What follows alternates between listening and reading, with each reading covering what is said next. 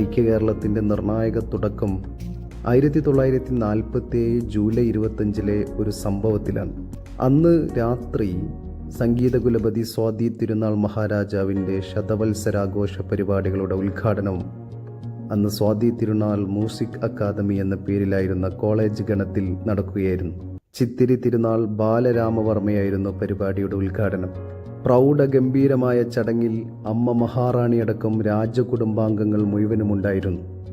തിരുവിതാംകൂർ അടക്കി ഭരിച്ചിരുന്ന ദിവാൻ sir CP Ramaswamy അയ്യരും തിരുവിതാംകൂറിലെ ഉന്നത ഉദ്യോഗസ്ഥ മേധാവികളും പോലീസ് തലവന്മാരുമൊക്കെ അടങ്ങുന്ന പ്രൗഢമായ പരിപാടി ഉദ്ഘാടനം നിർവഹിച്ച ശേഷം മഹാരാജാവ് പതിവനുസരിച്ച് പരിവാരസമേതം വേദിയിൽ നിന്ന് പോയി. പിന്നീട് ശതവത്സരാഘോഷങ്ങളുടെ ഭാഗമായുള്ള സംഗീതോത്സവത്തിന് തുടക്കം കുറിച്ചു.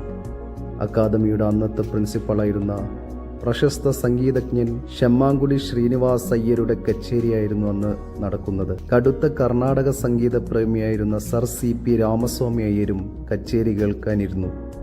1 മണിക്കൂർ കച്ചേരി ആസ്വദിച്ച ശേഷം സർ CP പോകാൻ എഴുന്നേറ്റു.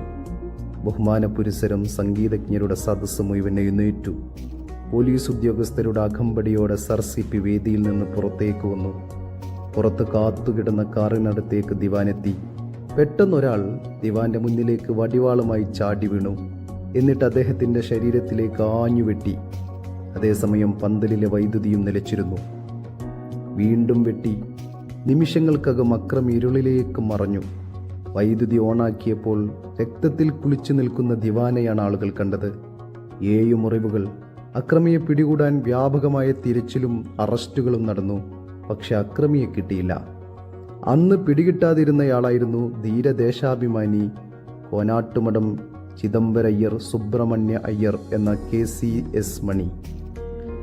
സ്വതന്ത്രം നേടുന്ന ഇന്ത്യയിൽ ചേരില്ലെന്ന് പറഞ്ഞ് തിരുവിതാംകൂർ സ്വതന്ത്ര രാജ്യമായി നിലനിർത്താനുള്ള മഹാരാജാവിൻ്റെയും ദിവാന്റെയും തീരുമാനത്തിനെതിരെയുള്ള പ്രതിഷേധമായിരുന്നു ആ ആക്രമം. നിമിഷങ്ങൾക്കകം ദിവാൻ സർ CPയെ ജനറൽ ആശുപത്രിയിലേക്ക് എത്തിച്ചു. മണിക്കൂറുകൾ നീണ്ടുനിന്ന ശസ്ത്രക്രിയക്ക് വിധേയനാക്കിയതിന് ശേഷം ദിവാനെ തൻ്റെ ഔദ്യോഗിക വസതിയായ ഭക്തിവിലാസം എന്ന ഇന്നത്തെ ആകാശവാണി മന്ദിരത്തിലേക്ക് മാറ്റി. ഒരാഴ്ചക്കു ശേഷം അദ്ദേഹം ഊട്ടിയിലെ തൻ്റെ വിശ്രമ സങ്കേതത്തിലേക്ക് പോയി. പിന്നീട് CP തിരുവിതാംകൂറിലേക്ക് തിരിച്ചു വന്നില്ല. വെട്ടേറ്റ CP ദിവാൻ പദവി ഒഴിഞ്ഞു. മാത്രമല്ല സ്വതന്ത്ര തിരുവിതാംകൂർ എന്ന പദ്ധതി ഉപേക്ഷിക്കാൻ രാജാവിനോട് ഉപദേശിച്ചു. അതോടെ രാജാവ് കീഴടങ്ങി. അങ്ങനെയായിരുന്നു ഇന്ത്യയുമായുള്ള തിരുവിതാംകൂറിൻ്റെ ലയനം. കേരളം പിറക്കുന്നതിന് മുമ്പ് ഉണ്ടായിരുന്ന ഏറ്റവും വലിയ ആദ്യ പ്രതിബന്ധം അതോടെ അവസാനിച്ചു.